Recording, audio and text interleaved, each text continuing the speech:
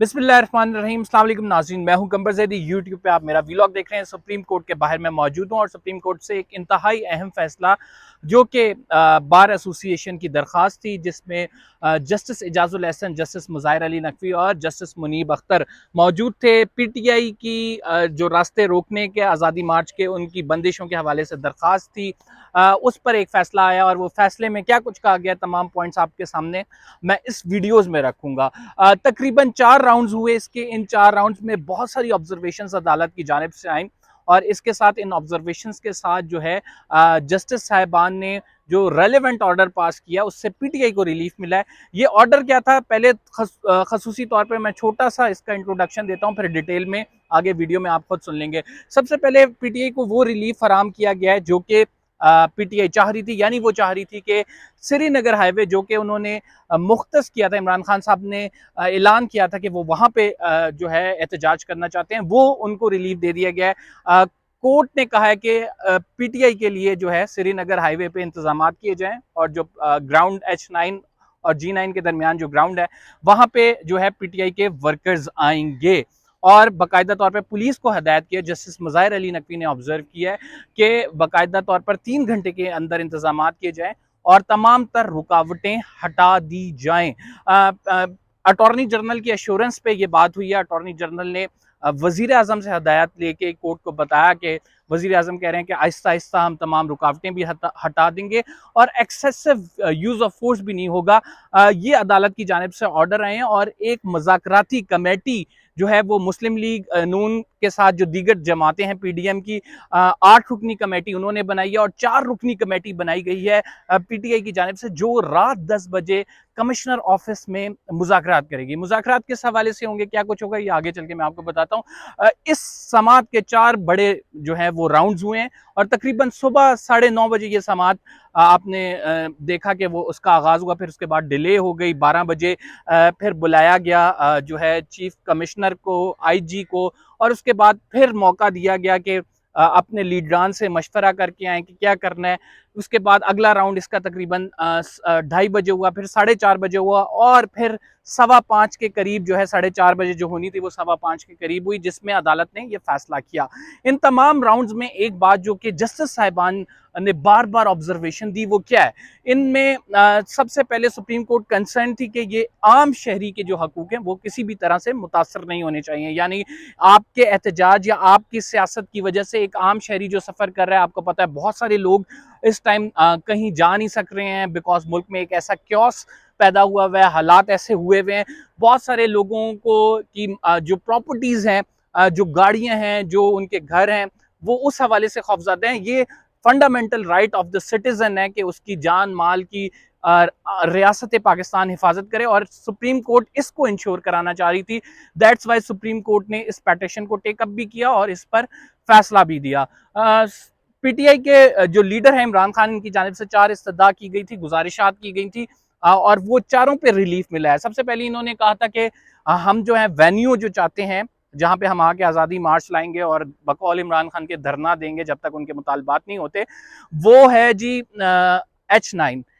इनको जो है इनको नहीं दिया जा रहा था। उसकी वजह यह थी कि दो प्रीमियर जो इंटेलिजेंस एजेंसीज हैं उनकी जानिब से एक लेटर, नेक्टा की जानिब से एक लेटर आया था जिसमें कहा गया था इमरान खान की जान को खतरा है और चूंकि दहशतगर्दी ना हो जाए इस वजह से हम वहां पे इजाजत नहीं दे सकते। फिर अटॉर्नी जनरल ने कोर्ट में कहा कि आप ये देखें कि 10,000 लोग वहां पे आ सकते हैं उस जगह पे, और तहरीक इंसाफ के कारकुनान जो हैं वो अगर 10,000 से ज्यादा हुए, लाखों हुए, तो वो कहाँ पे आएंगे, इससे चौक हो जाएगी जो है रोड। इस पर मुज़ाहिर अली नकवी, जस्टिस मुज़ाहिर अली नकवी ने कहा कि आप लोग तो बात कर रहे हैं, आपके जो इंटीरियर मिनिस्टर हैं वो बात कर रहे हैं कि इसमें तकरीबन 250 बंदा आ रहा है, तो अगर 250 बंदा आ रहा है तो आपको क्या खौफ है? आपके इंटीरियर मिनिस्टर तो ये स्टेटमेंट दे रहे हैं, आप अदालत में कह रहे हैं कि लाखों लोग आ रहे हैं, तो आप लोग तो खुद अलाइन नहीं है, आप लोगों को खुद नहीं पता कि क्या करना है। इसके बाद अदालत ने सरजनिश की हुकूमत की कि आप यूज ऑफ फोर्स क्यों कह रहे हैं, आपको पता है कि ये तमाम चीजें क्या हो रही हैं, कहीं पे शेलिंग हो रही है, कहीं पे लोगों को गिरफ्तार किया जा रहा है, रात गए रेड्स हो रहे हैं, तो ये किस वजह से हो रही है, क्या बेसिस है इनकी? और जिन लोगों को आपने एमपीओ होता है जो मेंटेनेंस ऑफ पब्लिक ऑर्डर, उनके तहत गिरफ्तार किया है, 500 वकला को गिरफ्तार किया गया था तहरीक इंसाफ के जो प्रोटेस्ट में शामिल होने जा रहे थे, तो उनको फौरी तौर पर रिहा किया जाए, ये भी ऑर्डर का पार्ट है। अलबत्ता वो लोग जिन पर क्रिमिनल केसेस हैं, उनके हवाले से हाई कोर्ट को इंस्ट्रक्शन दी है कि वो उनको सुने और क्रिमिनल केसेस का फैसला करें।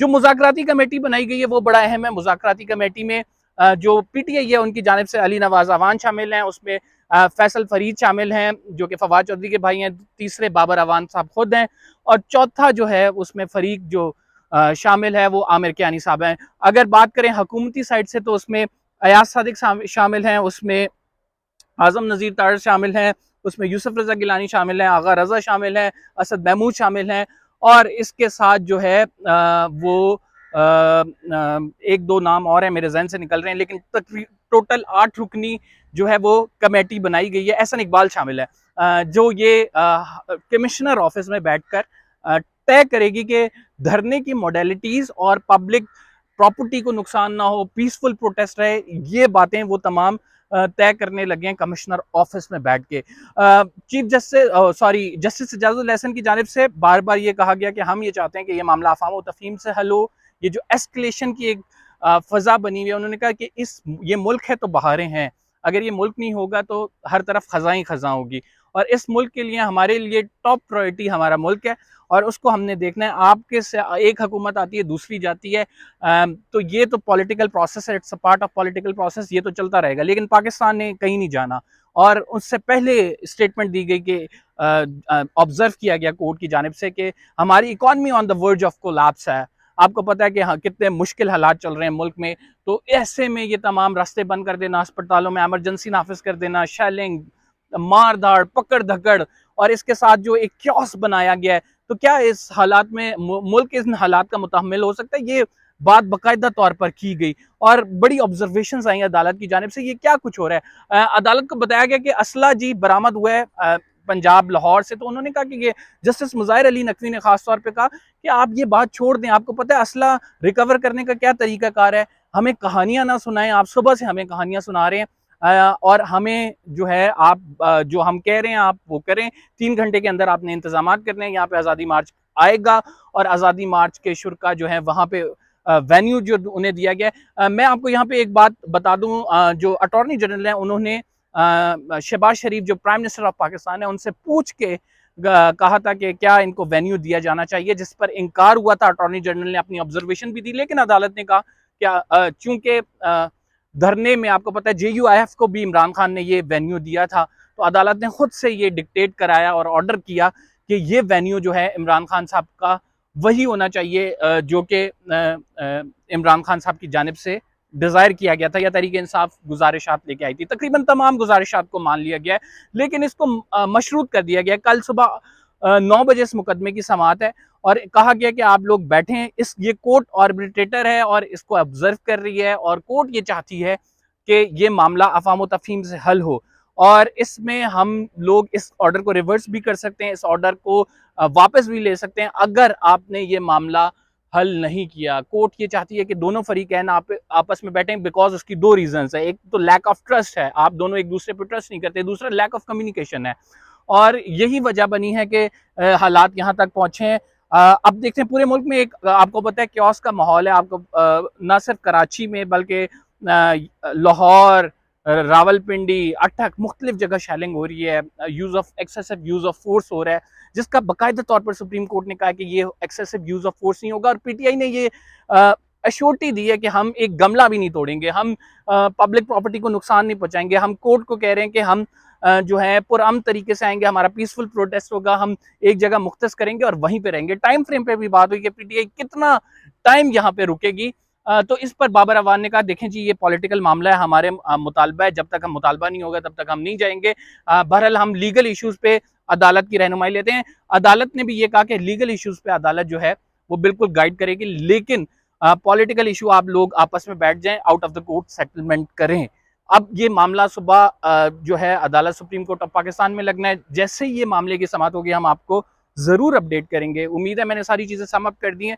अगर आपको मेरा व्लॉग पसंद आया तो चैनल को सब्सक्राइब करना ना भूलें। फिलहाल कंबरज़ेदी को इजाजत दीजिए। अल्लाह हाफ़िज़।